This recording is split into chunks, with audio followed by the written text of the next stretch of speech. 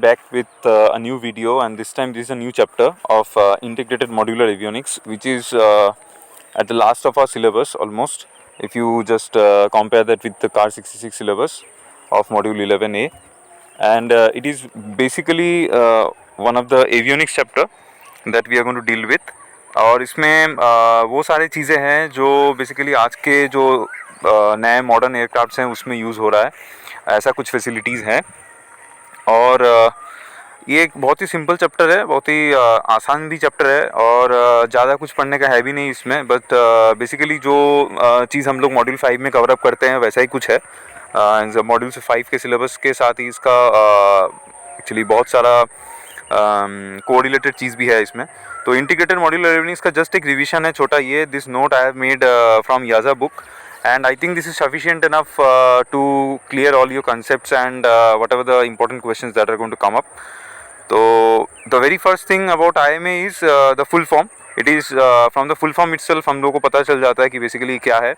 It is integrated modular avionics, and integrated modular avionics is basically if you just divide these three words, the first one says integrated, which means कि bring together, कि हम लोग बहुत सारे चीज़ को एक जगह पे जोड़ के कुछ कर रहे हैं, तो उसको क्या बोला जाता है, integrated, right?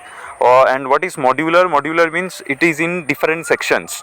जैसे हम लोग का जो पुराना सिलेबस था, paper 1, paper 2, paper 3 of E Part 8 syllabus of AME, now that has been converted under CAR 147 as module examinations, right? So we have got different modules. We have got 10 modules for Cat A, and we have got 11 modules for Cat B, and so on for other categories as well. Now since this modularization have been done, and इसका एक अच्छा चीज़ क्या हुआ है कि syllabus छोटा हो गया है, ठीक है. तो हम लोग और आसानी से एग्ज़ाम दे पा रहे हैं. एंड इस सिलेबस छोटे होने के कारण क्या हो रहा है कि हम लोग को ज़्यादा एक साथ पढ़ना नहीं पड़ रहा है. छोटा छोटा एग्ज़ाम है, छोटा छोटा सिलेबस है, other than engine and air frame and section module 7 and module 6, all other than all those बाकी सिलेबस ऑलमोस्ट छोटा ही है सब. तो ये भी कुछ ऐसा ही सिस्टम है, कंसेप्ट भी ऐसा ही कुछ है कि हर एक सिस्टम को मॉड्यूलराइज किया गया है. छोटे छोटे सिस्टम में एवियोनिक्स सिस्टम्स को डिवाइड किया गया है. अलग अलग कंप्यूटर्स हैं, और हर अलग अलग कंप्यूटर्स अभी एक कंप्यूटर दूसरे कंप्यूटर का भी काम कर सकता है. और अलग अलग सेक्शंस का, अलग अलग मॉड्यूल का ऐसा भी है कि बहुत ऐसा डिफरेंट टाइप ऑफ कंप्यूटर्स भी हैं जिसमें डिफरेंट मॉड्यूल्स का भी काम एक ही कंप्यूटर में हो सकता है. That is also possible. So we will just quickly go through one by one what are they. So what are the uses basically. पुराने नॉन IMA ओल्डर एयरक्राफ्ट के मुकाबले ये कितना अच्छा है. Uses are that modular design concept आ गया है, ठीक है. अलग अलग मॉड्यूल पे अलग अलग सेक्शन में डिवाइड किया हुआ है. अगर आपने कभी एवियोनिक्स बे देखा होगा नए जहाज का, तो आपको पता लगेगा कि वहाँ पे सारे सेक्शन अलग अलग हैं, और सबको ब्लैक बॉक्स भी बोला जाता है जगह जगह पे. ये ब्लैक बॉक्स बेसिकली वो सीवियर वाला नहीं है, कॉकपिट वॉइस रिकॉर्डर का नहीं. ये ब्लैक बॉक्स बेसिकली कंप्यूटर्स को बोला जाता है, क्योंकि normally all the avionics computers looks very small, like a small CPU, या फिर वो कंप्यूटर का जो पुराना UPS नहीं होता है, तो वो UPS के जैसा दिखता है ये सारा छोटा छोटा कंप्यूटर. और सबका अलग अलग काम है, और एक दूसरे का काम भी कर सकते हैं to keep the aircraft redundant, कि अगर एक फेल हो गया तो दूसरा कर लेगा, दूसरा फेल हो गया तो तीसरा कर लेगा. ओके. तो IMA is basically it is to many separate avionics systems have been put together under one module, and lengthy and separate varying has been reduced. Okay. तो बहुत सारे कंप्यूटर अलग अलग होने के कारण क्या होता था कि पहले हर एक एवियोनिक सिस्टम का, जैसे कि एयर स्पीड इंडिकेटर हो गया, या फिर वर्टिकल स्पीड इंडिकेटर हो गया, या फिर टर्न एंड बैंगिंग इंडिकेटर हो गया, कुछ दूसरा हो गया, कंपास हो गया. हर एक अलग अलग कंपास का, हर एक अलग अलग सिस्टम का अलग अलग कंप्यूटर था, उसका अलग वेयरिंग था, अलग कंसेप्ट था, ठीक है. अलग मेमोरी लगता था, सब कुछ अलग अलग था. तो इससे क्या होता था कि वेयर्स ज़्यादा लगता था, जगह ज़्यादा लेता था सिस्टम्स में. तो अभी वो कॉम्पैक्ट हो गया. अभी एक कंप्यूटर मल्टीपल काम कर सकता है. मल्टीपल डिफरेंट सिग्नल यूनिट से एक ही कंप्यूटर में आ रहा है, और वो एक साथ बहुत सारे काम एक ही साथ कर पा रहा है due to a lot of technology advancements. Okay. So IMA में मेन फ़ायदा यही है। तो मेन फ़ायदा में दो बहुत इंपॉर्टेंट वर्ड है जो एग्जाम में आ सकते हैं, वो है कि what is the main important thing, that is the size and the weight that has been reduced as compare to non IMA और ओल्डर एयरक्राफ्ट्स। ठीक है, साइज़ डिक्रीज़ हो गया है कि लेंदी वेयर्स नहीं है, और साइज़ कम होने के कारण क्या हो गया कि वेट भी कम हो गया। Okay, now one module has many roles to play in this and many systems are under it. One computer controls many functions of different systems. अलग अलग सिस्टम का एक ही कंप्यूटर हो सकता है कि कंट्रोल कर रहा है। जैसे लैंडिंग गियर सिस्टम में अलग अलग सिस्टम्स होता है, और फ्लाइट कंट्रोल्स में अलग अलग सिस्टम्स हो सकता है। तो हर एक सिस्टम्स का जो भी अलग इनपुट है, आउटपुट है, सारा एक ही कंप्यूटर कंट्रोल करने के लायक है। Okay, that is possible in today's modern aircrafts. And वैसे बहुत सारे कंप्यूटर्स अलग अलग हैं कि एक कंप्यूटर अगर फेल हो गया मल्टीपल काम करते हुए, तो ताकि वो कोई दिक्कत ना खड़ा कर दे इन फ्लाइट सिचुएशन में, तो we have got different computers as well. Now IMA third generation is basically the most advanced version of IMA, you can say, and is used in Boeing 777 and Boeing 787 and Airbus 380 like aircrafts. The most heavyweight and the maximum passenger carriers are using this. This is the most ultra level of thing that you can get in today's world right now.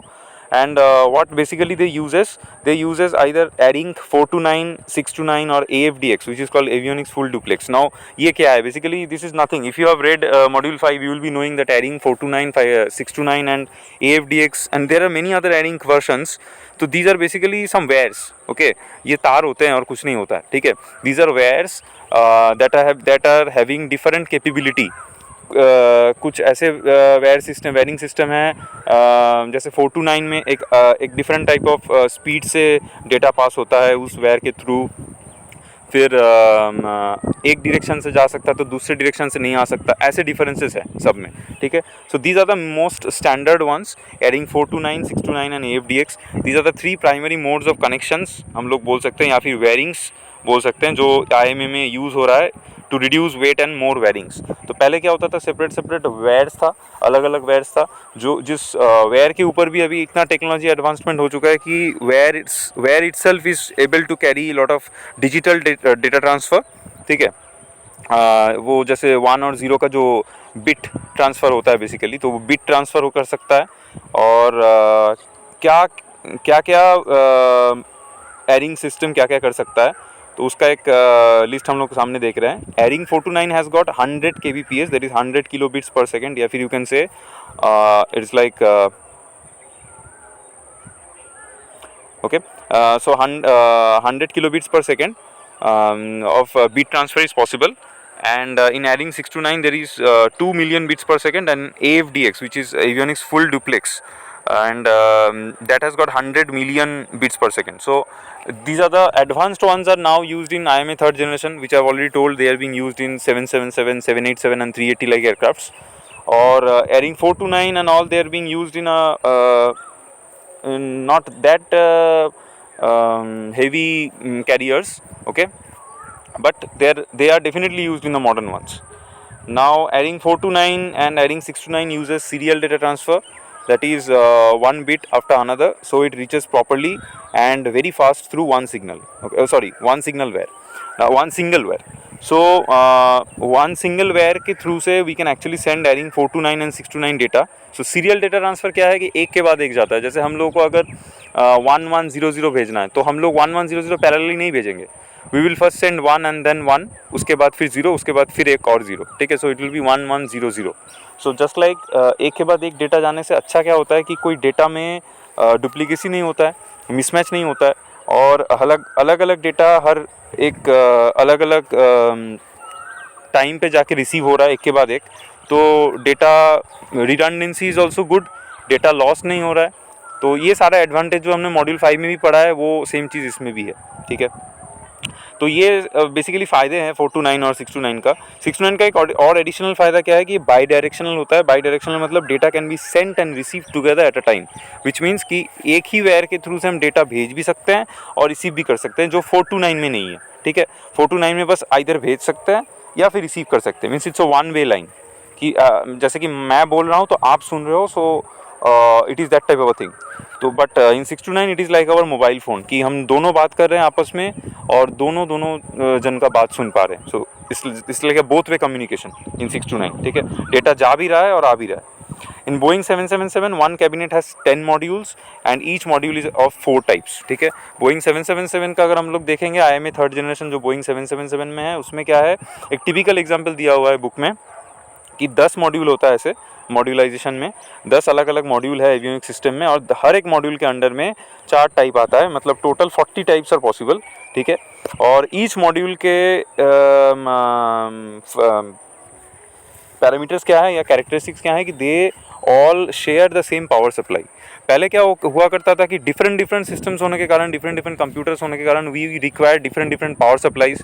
उससे भी wait बढ़ता था, अलग अलग power का requirement होता था. हर एक चीज़ अलग पावर से नहीं चलता, एक ही पावर से नहीं चलता था, अलग अलग पावर लगता था. किसी को 5 वोल्ट तो किसी को 12 वोल्ट, तो may be some required 28 volt. तो ऐसे डिफरेंट फ्लक्चुएशंस भी हुआ करता था. ये सारे प्रॉब्लम अभी सॉल्व हो गए हैं. ठीक है, अब now with the same power supply you can actually power of each module, and so less power is required basically, and the 3 different power supplies are given. Now why 3 different power supplies have been kept?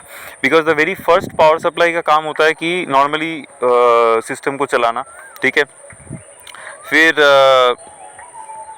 अगर वो fail हो गया तो दूसरा कर सकता है. Okay, if that one fails then the other one can support the same power, with the same power to the modules to keep the aircraft redundant and fail safe. ठीक है, तो एट अ टाइम अगर 2 काम कर रहा है तो कम से कम एक फेल हो गया तो दूसरा काम कर लेगा उसके जगह पे. सो रिडंडेंसी रखने के लिए हम लोगों ने ये 3 डिफरेंट पावर सप्लाई का इंतजाम किया है. तो अगर वो भी है तो भी आप देखो कि it's the weight saving is still very prominent, है ना, कि अलग अलग पावर सप्लाई हर एक यूनिट का होने से अच्छा है कि 3 सप्लाई रखेंगे और एक काम करेगा कोई एट अ टाइम, तो पावर भी कम लग रहा है.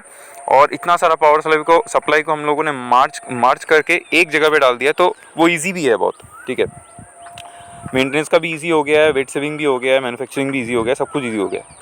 Now I am going to ARINC 543. So ये कुछ स्पेशल एरिंग है जो मुझे बुक में मिला है, जो आ सकता है, चांसेस आर देयर कि पूछ सकता है कि what is the ARINC system that is used. Wiring system मतलब मैंने पहले ही बोला, it's just a wiring system. ठीक है, different type of wire standards ये होता है, अलग अलग स्टैंडर्ड का अलग अलग वेयर होता है. तो weather radar and EGPW. What is EGPWS? EGPWS is electronic ground proximity warning system. तो ये ग्राउंड प्रॉक्सिमिटी वार्निंग सिस्टम होता क्या है, एयरक्राफ्ट के पीछे टेल सेक्शन पे ना एक सेंसर लगा हुआ होता है. ठीक है, तो आपने देखा होगा कि टेल सेक्शन थोड़ा इंक्लाइन होकर ऊपर की तरफ चला जाता है, स्ट्रीमलाइन सेक्शन, जिसको स्ट्रीमलाइन शेप भी बोला जाता है जिसको. उसका लॉजिक क्या होता है कि जब एयरक्राफ्ट टेक ऑफ करता है या फिर लैंडिंग करता है तो उस टाइम क्या होगा कि उसका टेल ना टच हो जाए ग्राउंड में, इसलिए वो स्ट्रीमलाइन होता है पीछे एफ सेक्शन. ठीक है, तो धीरे धीरे ऊपर की तरफ चला जाता है कोनिकल होके, टेपर्ड होके.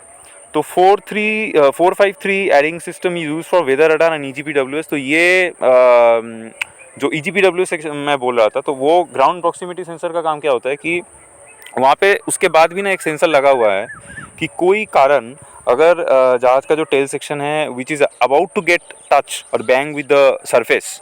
ठीक है, तो उसको रोकने के लिए, उसको प्री अलर्ट देने के लिए पायलट को, तो वो सेंसर लगा हुआ है which actually helps the pilot to understand कि ग्राउंड के कितने करीब आ गया है टेल सेक्शन, ताकि वो धक्का लग जाएगा. ठीक है, तो EGPWS is very important thing.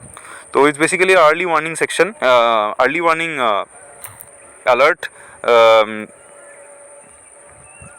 early warning alert which actually shows the pilot कि what is the particular condition और particular attitude of the aircraft कि वो कब धक्का लग सकता है, ग्राउंड के साथ टच हो सकता है, तो उससे पहले पायलट को वार्न किया जाता है. ठीक है, तो it's called electronic ground proximity warning system. Okay, तो वेदर रडार जो सामने होता है रेडॉम के अंदर, जो घूमता रहता है लेफ्ट राइट, अगर आपने देखा होगा, you can even Google it if you want to, I can't show you the photo right now.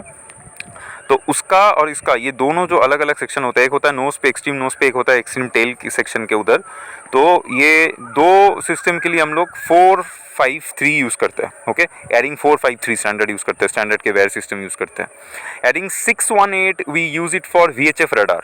Okay, and the very high frequency radar uses this 618. Then we have got 717 which is used for flight data recorder. Flight data recorder is a system, as you know, just like we have got cockpit voice recorder, which records देखिए उसके बाद ही आ रहा है, there is RS422 which is a typical wire standard we can say, which is use for quick access recorder. ठीक है, ये तो इन सब का काम ये होता है कि जो एयरक्राफ्ट के रिमोटली जगह पे मतलब अलग अलग जगह से डिफरेंट सेक्शन से डिफरेंट सिग्नल्स लेके उसको स्टोर करके उस डेटा को रख देता है अपने पास. ठीक है, तो दैट इज़ द बेसिक फंडा of all the data recording systems in the aircraft. ठीक है, तो कॉकपिट वॉइस रिकॉर्डर का काम स्पेसिफिकली क्या होता है कि कॉकपिट में जो भी बातचीत चल रहा है पहला 2 घंटा होता है जहाज चलने के बाद, तो पहले 2 घंटे में जो भी होगा that will be recorded the moment the aircraft is on power और अपने पावर पे वो मूव कर रहा है. Okay, means when the engine has started and now it has started moving, तो it will actually record everything. वो cockpit voice recorder का काम होता है. But data recorder and quick access recorder, these are also recorder systems only, and they record even more things about aircraft, all it's flight characteristics, at what time, at what level, what data it had. ठीक है, कितना RPM था, कितना speed था, what was the temperature at that time, what was the altitude, each and everything. तो क्या होता है कि ये बेसिकली एक तो मेंटेनेंस में हेल्प करता है नॉर्मल टाइम पे. दूसरा है कि कोई कुछ फॉल्ट आ गया तो उसको स्टडी करने के लिए हेल्प है, मेंटेनेंस के लिए हेल्प होता है. फिर कुछ डेटा एनालिसिस होता है जहाज का टाइम टू टाइम, तो उस डेटा एनालिसिस में हेल्प कर सकता है कि whether it is actually not increasing the और एग्जीडिंग द रिक्वायरमेंट्स, की लिमिटेशन के बाहर नहीं चला जा रहा है. ये सब स्टडी करने के लिए होता है. And last but the most important thing is if there is some accident. So these are the things which if found in a proper way can help the analyst जो accident को basically diagnosis कर रहा है उसको help करने के लिए these systems are very important. Okay, from there he or she would be able to take the data कि aircraft किस position पे था और क्या उसका attitude था, क्या parameters था, तो ये सब काम के लिए होता है. Anyway, now we are going to PFD, ND, ECAS display, MFD. Now what are these? Now there is a display section as well in that thing, and the display section tells us, you have all seen the most modern aircrafts, Airbus 320 and Boeing and all. There is a T configuration जो पहले हुआ करता था system का, अभी वही T configuration है अभी भी, लेकिन अभी वो डिस्प्ले का हो गया. अभी हम लोग देखते हैं कि normally there are main primary 5 displays on the top and 1 at the bottom, उसके नीचे एक होता है. तो लेफ्ट से शुरू करते हैं, तो लेफ्ट में पहले ही होगा कि PFD, प्राइमरी फ्लाइट डिस्प्ले, जो एकदम लेफ्ट में होगा, extreme left and extreme right. Okay, which gives you all the details about the aircraft attitude, at what attitude it is flying, whether it is at level attitude or whether it is banking, and each and everything. In the condition of the flight, कैसा condition पे है, then how much is the speed, what is the rate of climb or descent, कितने rate पे ऊपर उठ रहा है, कितने रेट पे डिसेंड कर रहा है. Then you have got many other parameters which you will find in PFD, जो बोथ कैप्टन्स के एक जो P1 होता है लेफ्ट में, उनके लेफ्ट साइड में होता है, एक्सट्रीम लेफ्ट में, और P2 जो फर्स्ट ऑफिसर होते हैं उनके राइट साइड पे होता है. ठीक है, और उसके बाद जो बीच में जो आता है ND, उसके जस्ट मतलब लेफ्ट PFD के राइट में जो आएगा और राइट साइड के लेफ्ट साइड में जो आएगा, तो वो होगा ND, नेविगेशनल डिस्प्ले, जो बेसिकली बीच में आता है. ठीक है, तो ये नेविगेशन डिस्प्ले का काम basically you can understand navigation display क्या क्या कर सकता है. It will aid us in with all the navigation things, navigation purpose, navigation maps, then distance measuring equipment, DME, then vertical omni directional range, जो stations हैं, VOR stations, जो basically ground पे कहाँ कहाँ है, जो पर्टिकुलरली एयरक्राफ्ट का जो पाथ है उसको डिटरमाइन करने के लिए हेल्प करता है पायलट को कि वो all the VOR station follow करके जा रहा है कि नहीं. तो ग्राउंड में बहुत सारे VOR स्टेशन रहते हैं जो अपना सिग्नल रेडिएट करता है ऊपर की तरफ. तो whenever aircraft reaches close to it और passes over it, it gets a signal कि हाँ वो VOR के ऊपर से जा रहा है, उसका मैप में दिखेगा, नेविगेशन डिस्प्ले पे वो शो होगा कि वो VOR फॉलो करके हुए जा रहा है. तो it is like the like some important spots जिसके ऊपर से फ्लो करने से क्या होता है, फ्लाई करने से क्या होता है कि the pilot is under track कि वो करेक्ट पोजीशन पे जा रहा है. ठीक है, और करेक्ट ट्रैक पे है, and it will reach its destination in a good way. Okay, without getting diverted here और देयर. तो those are VOR station. Then you have got the flight paths भी दिखता है कि हम लोग कहाँ जा रहे हैं, कितना दूर है, और दूसरा कोई एयरक्राफ्ट है या नहीं, जो TCAS अलर्ट्स में आता है. ट्रैफिक एडवाइजरी अलर्ट आ सकता है कि सामने कुछ है. ठीक है, और रेजोल्यूशन एडवाइजरी आ सकता है कि अगर बहुत सामने कुछ आ गया, then you have to either climb or you have to descend. तो according to that audio as well as visual things will come on the screen. तो ऑडियो में ऐसा you will be getting informations like that will be telling the audio will be telling the pilots to either climb or to descend, so that there is no clash taking place between the two aircrafts. ठीक है, तो उसके साथ साथ weather देख सकते हैं हम लोग एंड एटसेट्रा, बहुत कुछ होता है उसमें देखने के लिए. Okay, these are the most primary things which I have told you. Then there is EICAS display. EICAS is the बीच में जो डिस्प्ले होता है सेंटर में, जो बोथ पायलट्स के लिए सेम होता है, ऊपर की तरफ होता है in the upper middle section, और उसके नीचे होता है MFD, multi functional display, which will come in the next point. तो ईकास में क्या होता है? ईकास is the full form of engine indicating and crew alerting system. तो ये ईकैम भी बोला जाता है इन सम एयरक्राफ्ट्स. ईकाम एंड ईकास में बेसिकली डिफरेंस इतना कुछ है नहीं, ठीक है, it's a same thing only, but just नाम अलग है. बाकी इन लोगों का काम क्या होता है कि these are the most important thing जो क्रू को अलर्ट करता है about the engine parameters. Engine का क्या पैरामीटर्स है सब लोग हम लोग देख सकते हैं वहाँ पे. EPR शो होता है. EPR मतलब इंजन प्रेशर रेशियो, ठीक है, is the pressure difference between the inlet and the outlet. उसका प्रेशर रेशियो दिखा जाता है वहाँ पे, जो थ्रस्ट के लिए बहुत इंपॉर्टेंट एक पैरामीटर होता है. फिर N1 स्पीड, ठीक है, N1 जो रोटर होता है इंजन में, उसका कितना स्पीड है वो परसेंटेज में शो होता है. Okay, and EGT, engine exhaust gas temperature. Okay, तो एग्जॉस्ट गैस टेम्परेचर कितना है वो भी एक थ्रस्ट का पैरामीटर होता है, वो भी वहाँ पे शो होता है. And any other failure which is called a CAS message, crew alerting message. And so crew alerting message में आ जाएगा कि जैसे लाइक APU फेल और मे बी APU हीट और low oil quantity, high oil temperature and blah blah blah many other things. Okay, तो बहुत कुछ आ सकता है ऐसे फॉल्ट मैसेजेस. और ये फॉल्ट मैसेजेस फिर हम लोग टैली करके देखते हैं हमारे जो MEL होता है, MEL के साथ, कि whether those will be actually good to go or we have to or we should immediately take some measures and go and land somewhere. So that will be depending on what type of situation it is. ठीक है, but just know that these ones, ठीक है, जो primary सब कुछ जो important होता है उसको यहाँ पे शो किया जाता है इस डिस्प्ले में, मिडिल में, जो बेसिकली शेयर करते हैं दो pilot.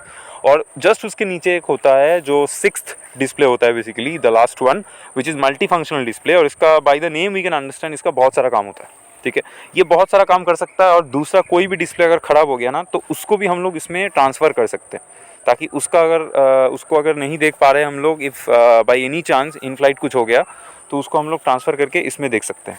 Okay, so it can give you all other parameters. ठीक है, सम सिस्टम्स का पेज खोल के हम देख सकते हैं कौन सिस्टम कैसा काम कर रहा है. ओके, जैसे ब्लीड का पेज खोलोगे तो you will come to know how the bleed is being taken from the engine, where it is going. If you open the air conditioning page you will come to know how is the bleed coming and actually the air conditioning is taking place. तो वहाँ पे ऐसे line diagram और block diagram से show किया जाता है उस पे डिस्प्ले में, मल्टी फंक्शनल डिस्प्ले में. तो हर एक पेज का अलग अलग सिस्टम का एक ब्लॉक डायग्राम दिखा जाएगा, अलग अलग कंडीशन क्या क्या है, कहाँ कितना टेम्परेचर है, कौन सा बल्ब खुला हुआ है, कौन सा बल्ब कितना बंद हुआ है, सब कुछ देख सकते हैं हम लोग वहाँ पे. ठीक है, इसके साथ साथ हम लोग क्या कर सकते हैं कि कोई दूसरा, जैसे मैंने बोला, दूसरा कुछ फेल हो गया तो उस डिस्प्ले को हम लोग इसमें ट्रांसफ़र भी कर सकते हैं. That is another thing. Okay, so it acts as an alternative. So the most important thing, just going a quick recap of the entire thing that I have told you. ठीक है, तो इसमें basically क्या है, modular design है पूरे system में. और इस मॉड्यूलर डिज़ाइन के कारण अच्छा क्या हो गया कि बहुत सारे कंप्यूटर्स नहीं हैं अभी, बहुत कम कंप्यूटर्स हो गए हैं. एवियोनिक्स बे में सेपरेट सेक्शंस इतना बने नहीं हुए हैं अभी, एक ही जगह पे सारे आ गए हैं. और मॉड्यूलर सेक्शन के होने के कारण अच्छा क्या हुआ है कि अलग अलग मॉड्यूल तो बन गया है, लेकिन हाँ ये बात है कि हर एक मॉड्यूल के अंडर में बहुत सारा टास्क भी आ गया. डिफरेंट टास्क एक ही मॉड्यूल कंप्लाई कर रहा है अभी. And any one fails the other may take over. और एक पावर सप्लाई अलग अलग हर एक सिस्टम के लिए नहीं है. We are now providing the same power supply for different systems. ठीक है, उसके लिए भी वेट सेविंग हो गया है. और दूसरा है कि पावर कम लग रहा है. Okay, then integration of modules within the system. तो अलग अलग सिस्टम का इंटीग्रेशन हुआ है, जैसे मैंने बोला पहले भी.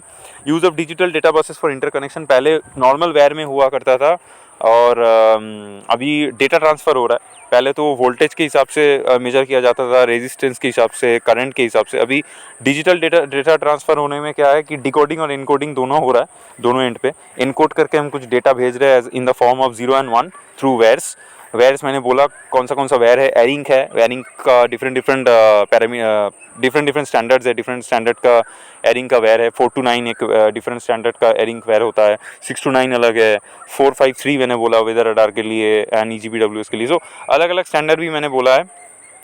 सो डिजिटल होने के कारण ये और इजी हो गया है और फास्ट हो गया है, और फॉल्ट टॉलरेंस हो चुका है। फॉल्ट टॉलरेंस मतलब कुछ भी फॉल्ट आता है तो उसके साथ भी ये फ्लाई कर सकता है जहाज, there is no problem, because दूसरा जो रिडंडेंट सिस्टम आ गया तो हमेशा अगर एक काम करता है तो दूसरा वेट करता है कि अगर वो फेल होगा तो मैं करूँगा, और दूसरा भी फेल हो जाएगा तो थर्ड करेगा। And by the aviation law if you know कि three running things can never fail. Okay, my instructor used to tell me in my college that 3 running things can never fail. So ये वैसा ही कुछ है कि 3 running things in aviation it is normally considered, ये aviation का philosophy है कि fail नहीं कर सकता है। सो नेचुरली इसीलिए 3 चीज़ कम से कम आप लोगों को देखने को मिलेगा हमेशा for to make anything redundant, कि 2 तो फेल हो सकता है लेकिन थर्ड मतलब बहुत ही रेयर चांस है कि थर्ड वाला भी फेल हो जाएगा। ठीक है, और लास्ट में क्या है, फ्लेक्सिबिलिटी। फ्लेक्सिबिलिटी होने के कारण क्या हो गया कि अभी सिस्टम ऐसा नहीं है कि एक ही सिस्टम एक ही काम करेगा, मैं कोई भी एक सिस्टम को दूसरे सिस्टम से उसका डेटा ले सकता हूँ। ठीक है, सो ये हो गया फ्लेक्सिबिलिटी। तो ये बहुत अच्छा है। बेसिकली कोई एक फेल कर गया इसका मतलब ये नहीं कि I not get that data any more. ठीक है, वो कंप्यूटर फेल हो गया तो इसका मतलब है कि कंपास वाला डेटा मुझे मिलेगा नहीं, या फिर फ्लाइट स्पॉइलर का कुछ खराब हो गया इसका मतलब फ्लाइट स्पॉइलर काम नहीं करेगा, या फिर will not get the data. तो ये ऐसा नहीं है। अलग अलग रिडंडेंट सिस्टम होने की वजह से क्या है कि कुछ एक फेल करेगा तो दूसरा काम कर सकता है। ओके, तो these are the features that are found in any IMA system. Okay, this was the basic about IMA. Now you just go through, you can also study from the book also. Okay, avionics से कुछ अच्छा book उठा लीजिए, पढ़ लीजिए वहाँ से अगर आपको पढ़ना है, but this is the basic thing. इससे ज़्यादा नॉर्मली नहीं आता है, बेसिक जितना लगेगा। And I have covered everything in this particular video and this note I have already shared. आपको इसको ड्राइव में भी मिल जाएगा आपको। Okay, so keep following. I'm actually not getting that much of time to bring newer videos every day, but I'll try my best to bring new videos as early as possible. Thank you.